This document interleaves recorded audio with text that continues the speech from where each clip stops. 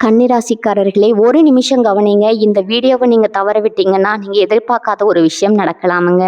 இத சும்மா ஒரு வீடியோன்னு நெனச்சு பார்க்காதீங்க. இது உங்க வாழ்க்கைக்கு வந்திருக்கும் ஒரு அறிவிப்புங்க. சமீப காலமா உங்க மனசுல ஒரு அழுத்தம், காரணம் தெரியாம ஒரு பயம், இரவு தூங்கும்போது கூட ஏதோ சரியில்லைன்னு ஒரு ஃபீலிங். இது எல்லாம் ஏன் தெரியுமா? உங்க வாழ்க்கையில ஒரு பெரிய மாற்றம் வரப்போகுதுங்க. ஆனா அதுக்கு முன்னாடி ஒரு சின்ன எச்சரிக்கைய கடவுள் தராருங்க.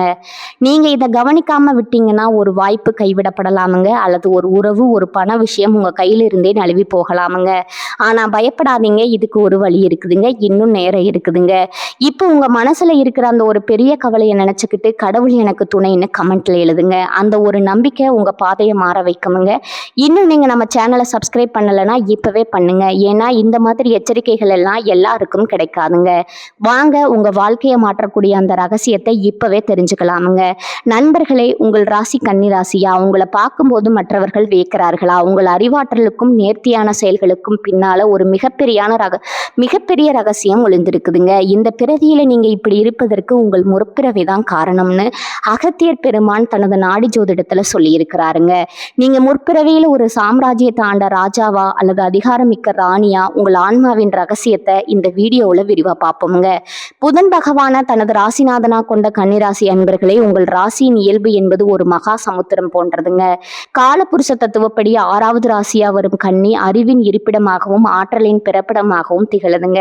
நீங்க எதையும் கச்சிதமா செய்பவர்கள்னு சொன்னா அது மிகையாகாதுங்க. ஒரு வேலையை தொடங்கினா அது முழுமையான அர்ப்பணிப்புடன் ஈடுபட்டு அதன் நுணுக்கங்களை ஆராய்ந்து மற்றவர்கள் கண்களுக்கு புலப்படாத மிக சிறிய பிழைகளையும் கண்டறிந்து அதை சரி செய்யும் ஆற்றல் உங்களுக்கு மட்டுமே இருக்குதுங்க.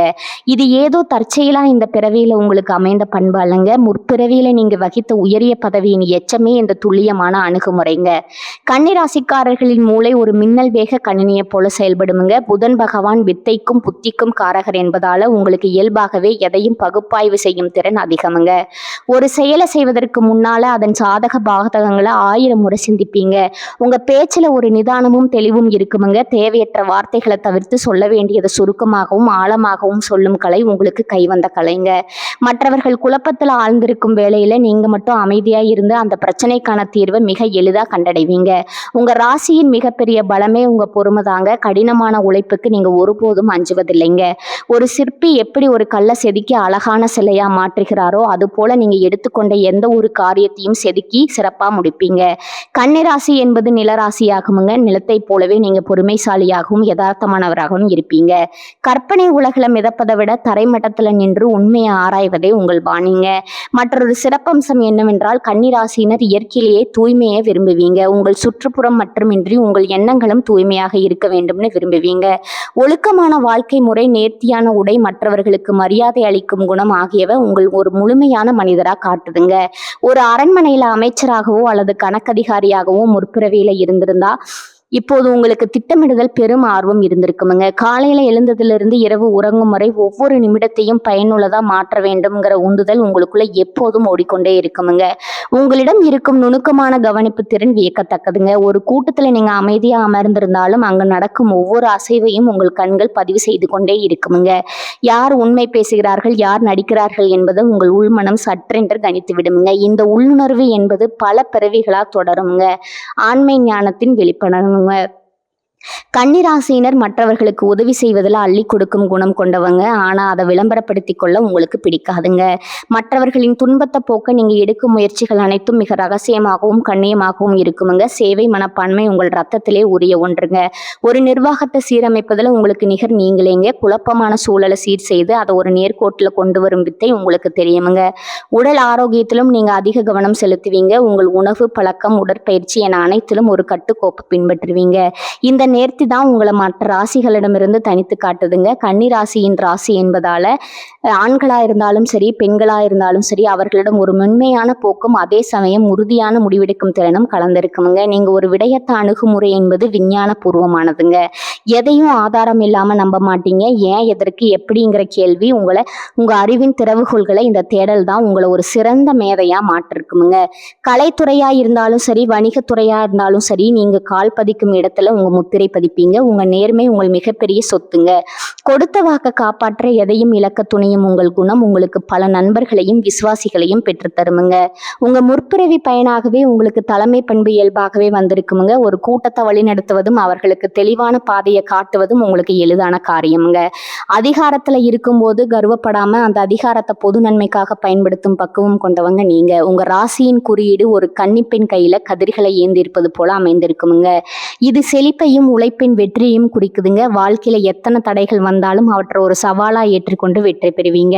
தோல்வி உங்களை முடக்கி போடாதுங்க, மாறாக இன்னும் வலுவாக இடச் செய்யுங்க. இந்த பிறவியில நீங்க ஒரு ராஜாவை போலவோ அல்லது ராணியை போலவே உணர்வதற்கு காரணம் உங்க ஆன்மாவுல பதிந்துள்ள அந்த பழைய நினைவுகள் தாங்க.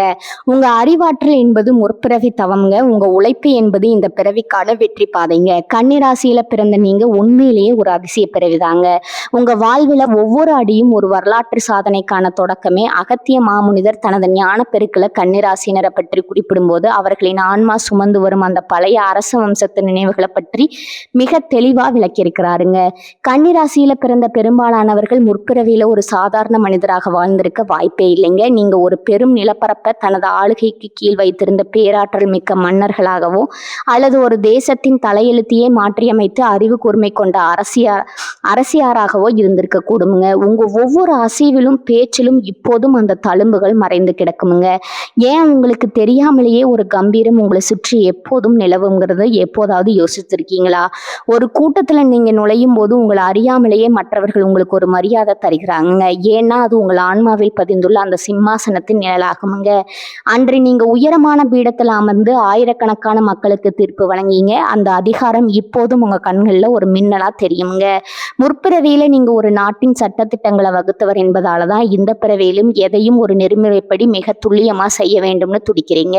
நிர்வாகத்திறன் என்பது உங்களுக்கு ரத்தத்திலே ஊறிய ஒரு கரைங்க. ஒரு ராஜ்யத்தின் வரவு செலவு கணக்குகளை பார்ப்பது முதல் போர்க்களத்துல படைகளை அனுபவிக்க செய்வது வரை அனைத்தையும் நீங்க நுணுக்கமா கவனித்திருப்பீங்க. அதனாலதான் இன்று உங்க வீட்டுல ஒரு சிறு பொருள் தவறான இடத்துல இருந்தாலும் உங்க மனம் பதறதுங்க. ஒழுங்கற்ற தன்மையை உங்களால ஒருபோதும் சகித்து கொள்ள முடியாதுங்க. ஒரு அரசன் தன் கோட்டையை எவ்வளவு தூய்மையாகவும் பாதுகாப்பாகவும் வைத்திருப்பானோ அதே மனநிலை இன்றும் உங்களை தொடருதுங்க. அகத்தியர் முனிவர் கூறுகிறார், கன்னிராசியினர் பேசுவதை கவனிச்சா அதில் ஒரு அதிகார தோரணையும் அதே சமயம் ஆழ்ந்த நீதியும் கலந்திருக்குமுங்க. மற்றவர்களுக்கு ஆலோசனை வழங்குவதில் நீங்க ஏன் இவ்வளவு வல்லவராய் இருக்கிறீர்கள்? ஏனெனில் அன்று நீங்க அமைச்சர்களுக்கும் தளபதிகளுக்கும் கட்டளையிட்டவருங்க. மக்களின் குறைகளை கேட்டு அவர்களுக்கு நல்வழி காட்டிய அந்த அனுபவம் இப்போதும் உங்கள் ஆள் மனதுல ஒரு ஞானமா தங்கி இருக்குதுங்க. இந்த பிறவியில நீங்க ஒரு எளிய நிலையில இருந்தாலும் கூட உங்களை நாடி 10 பேர் வந்து அறிவுரை கேட்கிறார்கள் என்றால் அது உங்கள் முற்பிறவி பற்றையின் வெளிப்பாடாவே இருக்குமுங்க. முற்பிறவியில நீங்க ஒரு ராஜாவா இருந்த போது உங்கள் குடிமகனின் நலனுக்காக தனிப்பட்ட ஆசைகளை தியாகம் செய்திருப்பீங்க. அந்த தியாக உணர்வு தான் இப்போது உங்கள் குடும்பத்திற்காகவோ அல்லது நண்பர்களுக்காகவோ உங்களை வருத்தி கொள்ள தூண்டுதுங்க. ஒரு ராணிக்கு இருக்க வேண்டிய அந்த பொறுமையும் நிதானமும் தொலைநோக்கு பார்வையும் கன்னிராசி பெண்களிடம் என்றும் அச்சாசலா இருப்பதை பார்க்கலாமுங்க. ஆடம்பரம் உங்கள் கண்களுக்கு தெரிந்தாலும் உங்கள் உள்ளம் எப்போதும் எளிமையையும் அதே சமயம் ஒரு உயர்வான தரத்தையும் மட்டுமே தேடுமுங்க. மலிவான எதையும் உங்கள் மனம் ஏற்காது. ஏனெனில் உங்கள் ஆன்மா ராஜவம்சத்து தரத்தை பழகிவிட்டதுங்க. அரசு சபையில நுழையும் போது ஒரு அரசன் எப்படி தனது ஆடையையும் நடையையும் சீராக வைத்திருப்பானோ அதே போன்றுதான் நீங்களும் பொது இடங்களுக்கு செல்லும் போது மிக நேர்த்தியா இருக்க விரும்புவீங்க. உங்க பேச்சுல ஒரு சத்தியம் இருக்குமுங்க. அன்று நீங்க இட்ட கட்டளைகளே அந்த நாட்டின் சட்டங்களா இருந்துச்சுங்க. அதனாலதான் இன்று யாராவது பொய் சொன்னாலோ அல்லது அநீதி இழைத்தாலோ உங்க ரத்தம் கொதிக்குதுங்க. அநீதியை கண்டு பொங்குவது என்பது ஒரு போர் வீரனுக்கோ அல்லது ஒரு மன்னனுக்கோ உரிய இயல்பாகுமுங்க. கன்னிராசியின் கைகள்ல இருக்கும் அந்த நெற்கதிர்கள் நீங்கள் முற்பிறவியில உங்க மக்களுக்கு வழங்கிய செழிப்பை குறிக்குதுங்க. பசிப்பினி போக்கிய ஒரு வள்ளலாக நீங்க இருந்திருக்கலாமுங்க. அகத்தியர் தனது நாடிச்சுவடிகள்ல கன்னிராசினர் முற்பிறவியில செய்த தர்ம காரியங்களே இந்த பிறவியில அவர்களை காக்கும் கவசமா இருப்பதாக குறிப்பிடுகிறாருங்க. நீங்க செய்த தான தர்மங்கள் தான் இன்று உங்களுக்கு வரும் ஆபத்துகளிலிருந்து உங்களுக்கு ஒரு கண்ணுக்கு தெரியாம ஒரு கரமா வந்து காப்பாத்துதுங்க. சிம்மாசனத்துல அமர்ந்து தீர்ப்பு வழங்கிய அந்த பழைய காலத்து நினைவுகள் சில நேரங்கள்ல உங்களுக்கு ஒரு தனிமையை தரலாமுங்க. யாரும் என்னை புரிந்து கொள்ளல அப்படிங்கிற எண்ணம் அடிக்கடி உங்களுக்கு வரலாமுங்க. அது ஏன்னா எதனால தெரியுமா? ஒரு அரசன் எப்போதும் தனிமையில தான் இருப்பான். அவன் எடுக்கும் முடிவுகள் கடினமானவை, மற்றவர்களுக்கு அது புரியாதுங்க. அதே போன்ற ஒரு தனிமை உணர்வை நீங்க இப்போதும் உணர்கிறீர்கள் என்றால் நீங்க முற்பிறவியில ஒரு உன்னதமான தலைவனா இருந்திருப்பீர்கள் என்பதற்கு அதுவே சாட்சிங்க. உங்க கண்கள் எப்போதுமே எதையோ தேடிக்கொண்டிருக்குங்க. ஒரு புதிய இடத்திற்கு சென்றா கூட அங்குள்ள குறைகளை கண்டுபிடித்து அதை எப்படி சீரமைக்கலாம்னு உங்க மூளை யோசிக்குங்க. இது ஒரு சிறந்த ஆட்சியாளரின் லட்சணம்ங்க. முற்பிறவியில ஒரு சிதமடைந்த ராஜ்யத்தை நீங்க கட்டி எழுப்பி இருக்கலாமுங்க, அல்லது பஞ்சத்தில் வாடிய தேசத்தை வளமான தேசமா மாற்றி இருக்கலாமுங்க. அந்த புத்தாத சிந்தனையை இப்போதும் உங்களுக்குள்ள ஊற்றெடுத்து கொண்டே இருக்குமுங்க. அகத்திய முனிவர் காட்டும் இந்த பாதை உங்கள் ஆன்மாவின் ஆழத்தை உங்களுக்கு உணர்த்துதுங்க. நீங்க சாதாரணமானவர் அல்லங்க. உங்க ஒவ்வொரு சொல்லும் ஒரு மந்திரம்ங்க. உங்கள் ஒவ்வொரு செயலும் ஒரு நீதிங்க. முற்பிறவியில நீங்க இழந்த அந்த மகுடத்தை இந்த பிறவியில உங்க அறிவாலும் உழைப்பாலும் மீண்டும் சுட்டி கொள்வீங்க. ராஜாவாகவோ ராணியாகவோ வாழ்ந்த அந்த நினைவுகள் உங்கள் நரம்புகள்ல ஓடிக்கொண்டிருக்குதுங்க. அதை உணர்ந்து நீங்க செயல்பட்டா இந்த புவியில உங்களை வெல்ல யாருமே இல்லைங்க. உங்கள் கம்பீரமும் நிலைக்கட்டுங்க. உங்கள் புகழ்வட்டும் முற்பிறவியில நீங்க ஒரு சாம்ராஜ்யத்தை ஆண்ட மன்னராகவோ அல்லது அரசியராகவோ இருந்ததன் விளைவுங்க. இந்த பிறவியில உங்க அன்றாட வாழ்வின் ஒவ்வொரு அணிவிலும் பிரதிபலிக்குதுங்க. நீங்க இன்று ஒரு சாதாரணமான பணியில இருக்கலாமுங்க, அல்லது ஒரு சிறிய இல்லத்தை நிர்வகிப்பவரா இருக்கலாமுங்க. ஆனா உங்க உள்ளத்துல இருக்கும் அந்த தலைமை பண்பு உங்களை அறியாமலே உங்களை ஒரு வழிகாட்டியா மாற்றுதுங்க. ஒரு சிம்மாசனத்துல அமர்ந்து ஆணை பிறப்பித்த அந்த ஆன்மா என்று ஒரு அலுவலகத்திலோ அல்லது ஒரு பொது இடத்திலோ இருக்கும்போது அங்குள்ள குறைகளை சுட்டி காட்டி அதை சீரமைக்க துடைக்குதுங்க. மற்றவர்கள் குழம்பி போய் நிற்கும் வேளையில நீங்க மட்டும் மிக தெளிவான முடிவுகளை எடுப்பீங்க. இது எதனால் தெரியுமா? அன்ற தேசத்தின் தலைவிதியை நிர்ணயித்த அந்த அனுபவம் உங்கள் ஆள் மனதில் இப்போதும் ஒரு சுடரா எரிந்து கொண்டு இருக்குதுங்க. பொருளாதாரத்தை நிர்வகிப்பதில் உங்களுக்கு நிகர் நீங்களேங்க. ஒரு நாட்டின் கருவூலத்தை எப்படி காக்க வேண்டும், வரவு செலவு கணக்குகளை எப்படி துல்லியமா வைத்திருக்க வேண்டும் என்பதில் அன்று நீங்கள் காட்டிய அதே அக்கறையை இன்று உங்கள் குடும்ப பொருளாதாரத்திலும் காட்டுறீங்க. வீண் விரயங்களை நீங்க ஒருபோதும் அனுமதிக்க மாட்டீங்க. சிக்கனம் என்பது உங்களிடம் இருக்கும் ஒரு பெரும் கலைங்க. ஆனா அந்த சிக்கனம் என்பது கஞ்சத்தனம் அல்லங்க, அது ஒரு ராஜதந்திரம்ங்க. தேவையற்ற இடங்களுக்கு ஒரு காசையும் செலவிடாத நீங்க ஒரு நல்ல காரியம்னு வந்துவிட்டா தாராளமா வாரி வழங்கும் வள்ளலாகவும் மாறுவீங்க. இதனென்று நீங்கள் செய்த அர்ப்பணிகளின் தொடர்ச்சியாகுங்க. இருப்பினும் முற்பிறவி கர்மா என்பது ஒரு நிழலை போல தொடரக்கூடியதுங்க.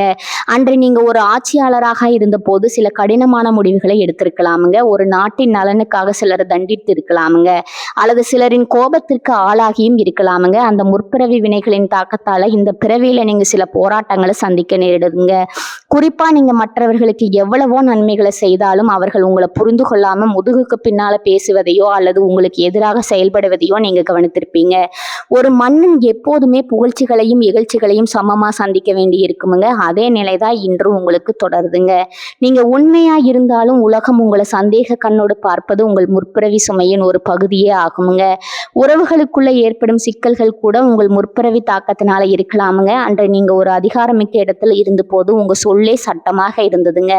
அந்த அதே அதிகார தோரணை இப்போதும் உங்க பேச்சுல வெளிப்படுவதால உங்க அன்புக்குரியவர்கள் அதை ஒரு கட்டளையா எடுத்துக்கொண்டு உங்களிடமிருந்து விலகி செல்லக்கூடுமுங்க. உங்களை விட அறிவில் குறைந்தவர்கள் உங்களை சூழ்ந்திருக்கும் போது அவர்களுக்கு தெளிவுபடுத்த நீங்க எடுக்கும் முயற்சிகள் சில நேரங்கள்ல அவர்களுக்கு எரிச்சலை தரலாமுங்க. ஆனா நீங்க எப்போதுமே நீதியின் பக்கமே நிற்பீங்க. அநீதி இழைக்கப்படுவதை கண்டா அன்று வாளேந்தி அதே வீரம் இன்று உங்கள் சொல்ல வெளிப்படுங்க.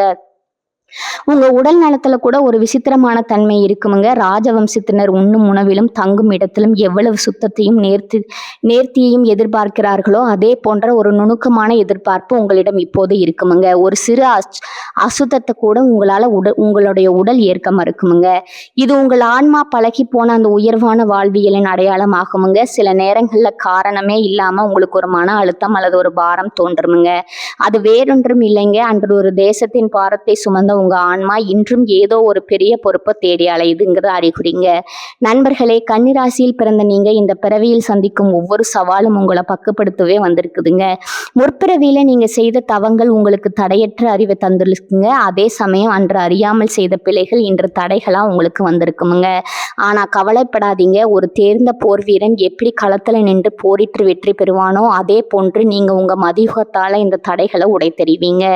உங்க உழைப்பும் நேர்மையும் இறை நம்பிக்கையும் உங்களை மீண்டும் ஒரு உயர்ந்த நிலைக்கு கொண்டு செல்லுங்க. சிம்மாசனம் இப்போது இல்லாவிட்டாலும் உங்கள் குணத்தால நீங்க பலரின் இதயங்கள்ல சிம்மாசனம் போட்டு அமர்ந்திருக்கிறீங்க. உங்க சொல்லுக்கு இன்றும் ஒரு வலிமை இருக்குதுங்க. உங்கள் ஆலோசனைகள் பலரின் வாழ்வை மாற்றி இருக்குதுங்க. இதுவே நீங்க பெற்று வந்த பெரும் பாக்கியம்ங்க. கர்ம வினைகளை கண்டு அஞ்சாம கடமையை சரியா செய்யும் போது அந்த வினைகளை உங்களுக்கு ஞானத்தை தருமுங்க, ஏணிகளா மாறுங்க. ராஜாவா வாழ்ந்த நினைவுகளை ஒரு சக்தியா மாற்றிக்கொள்ளுங்க. இந்த பிறவியிலும் நீங்க ஒரு வெற்றியாளராகவே வலம் வருவீங்க. உங்க பயணம் வெற்றிகரமா அமைய அகத்தியர் பெருமானின் ஆசிகள் எப்போதும் உங்களுக்கு இருக்குதுங்க. அகத்திய மாமுனிவர் தனது ஞான பெருக்கல் கன்னிராசினருக்கான கர்ம வினைகளை தீர்க்கும் ரகசியங்களை மிக நுணுக்கமா விளக்கி இருக்கிறாருங்க. முற்பிறவியில நீங்க ஒரு அதிகாரமிக்க இடத்துல இருந்த போது அறியாமல் செய்த பிழைகளுக்கு உங்க சொல்லால் பாதிக்கப்பட்டவர்களின் மன வருத்தமும் இந்த பிறவியில ஒரு தடையா உருவெடுக்கலாமுங்க. இந்த தடைகளை உடைத்து இழந்த அந்த ராஜயோகத்தை மீண்டும் இந்த பிறவியில நீங்க அனுபவிக்க வேண்டும் என்றால் அதற்கு சில ஆன்மீக சாவிகள் தேவைப்படுதுங்க.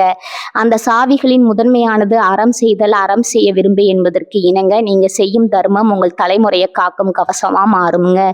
குறிப்பா ஆதரவற்றவர்களுக்கு அன்னதானம் செய்வது என்பது சாதாரண ஒரு தானம் அல்லங்க. ஒரு பசித்த வயிறு குளிரும் போது அந்த ஆன்மா தரும் ஆசி என்பது 1000 மந்திரங்களுக்கு சமம்ங்க.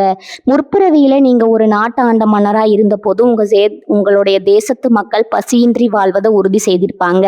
அதே கடமையை இந்த பிறவியில ஒரு எளிய மனிதரா நீங்க தொடரும் போது அந்த பழைய புண்ணிய கணக்குகள் மீண்டும் உயிர் பெறுமுங்க. சனிக்கிழமைகள்ல அமாவாசை தினங்கள்ல இயலாதவர்களுக்கு உங்க கையால உணவளிப்பதன் மூலம் உங்க ஜாதகத்துல இருக்கும் எத்தகைய தோஷங்களும் விலகி ஓடுமுங்க. அன்னமிட்ட கைகள் ஒருபோதும் அலைந்து தெரியாது என்பது முன்னோர்கள் வாக்குங்க. அந்த வாக்கு உங்க வாழ்வில் நிஜமாகுங்க. அடுத்ததா கன்னிராசிக்கு அதிபதியான புதன் பகவானை வலிமைப்படுத்த வேண்டியது அவசியம்ங்க. புதன் என்பது அறிவின் காரகன், வித்தையின் அதிபதிங்க. புதன்கிழமைகள்ல நீங்க மேற்கொள்ளும் வழிபாடுகள் உங்கள் வாழ்வின் போக்கையே மாற்றி அமைக்குமுங்க. பச்சை நிற ஆடைகள் அணிவதும் அன்று முழுவதும் பசுக்களுக்கு புல் அல்லது அகத்துக்கீரை வழங்குவதும் உங்க கர்ம வினைகளை கரைக்குமுங்க. அருமருந்துங்க. புதன்கிழமை அன்று அதிகாலையில எழுந்து நீராடி மகாவிஷ்ணுவின் திருநாமங்களை உச்சரிப்பது உங்களுக்கு ஒரு பெரும் பாதுகாப்பை தருமுங்க. விஷ்ணு சகஸ்கரநாமம் போன்ற புனிதமான மந்திரங்களை ஓதுவது அல்லது கேட்பது உங்கள் இல்லத்துல லட்சுமி கடாட்சத்தை நிலைக்க செய்யுமுங்க. அகத்தியர் பெருமான் வலியுறுத்தும் மற்றொரு முக்கிய விஷயம் திருக்கடையூர் போன்ற புனித தலங்களுக்கு சென்று வழிபடுவது அல்லது உங்கள் குலதெய்வ கோயில்ல நெய் தீபம் ஏற்றி வழிபடுவது ரொம்பவும் சிறப்புங்க. எண்ணெய் தீபத்தை விட நெய் தீபம் உங்க வாழ்வில் இருக்கும் இருளை அகற்றி ஒளிமயமான பாதையை திறந்து விடுமுங்க. உங்க பேச்சுல எப்போதும் இனிமையை கடைபிடிக்க வேணுமுங்க. முற்பிறவி அதிகார தோரணை இந்த பிறவியில மற்றவர்களுக்கு தெற்பெருமையா தெரியலாமுங்க. அதை தவிர்த்து பணிவோடும் பொறுமையோடும் நீங்க பேச தொடங்கினா இழந்த செல்வாக்கும் புகழும் உங்களை தேடி வருமுங்க. பெரியோர்களுடைய சாதுக்களிடம் ஆசி பெறுவது உங்கள் கர்மாவை துரிதமா குறைக்குமுங்க. மகான்களின் பாலங்களை தொட்டு வணங்கும் போது அவர்களின் தகவலிமையால ஒரு சிறு பகுதி உங்கள் வினைகளை எரிக்கும் நெருப்பாக மாறுமுங்க. கன்னிராசியினர் பொதுவாகவே புத்திசாலிகள் என்பதால உங்க அறிவை மற்றவர்களுக்கு நல்வழி காட்ட பயன்படுத்த வேண்டுமுங்க. கல்வி கற்க வசதியற்ற குழந்தைகளுக்கு புத்தகங்கள் வாங்கி கொடுப்பது அல்லது அவர்களுக்கு பாடம் சொல்லி கொடுப்பது புதன் பகவானுக்கு நீங்க செய்யும் மிகப்பெரிய பூசையாகுங்க. வித்யாதானம் என்பது எல்லா தானங்களிலும் மேலானதுங்க. இது உங்களை ஒரு உயர்ந்த மேதையாக உலகிற்கு அடையாளம் காட்டுமுங்க. வளர்ப்பிறை சதுர்த்தி அல்லது பிரதோஷ காலங்கள்ல சிவபெருமானையும் நந்தி தேவரையும் வணங்குவது உங்கள் மன அழுத்தத்தை போக்கி தெளிவான சிந்தனையை தருமுங்க. உள்ளத்துல வேரோடு பிடுங்கி எறியுங்க உங்களுடைய எதிர்மறை எண்ணங்களை. மன்னிக்கும் குணம் ஒரு அரசனுக்குரிய மிகப்பெரிய பண்புங்க. உங்களை வஞ்சித்தவர்களை மனதார மன்னித்து விட்டு கொடுங்க. அந்த மன்னிப்பு உங்க ஆன்மாவை லேசாக்குமுங்க. உங்களுக்கு வர வேண்டிய ராஜயோகத்தை விரிவுபடுத்துமுங்க.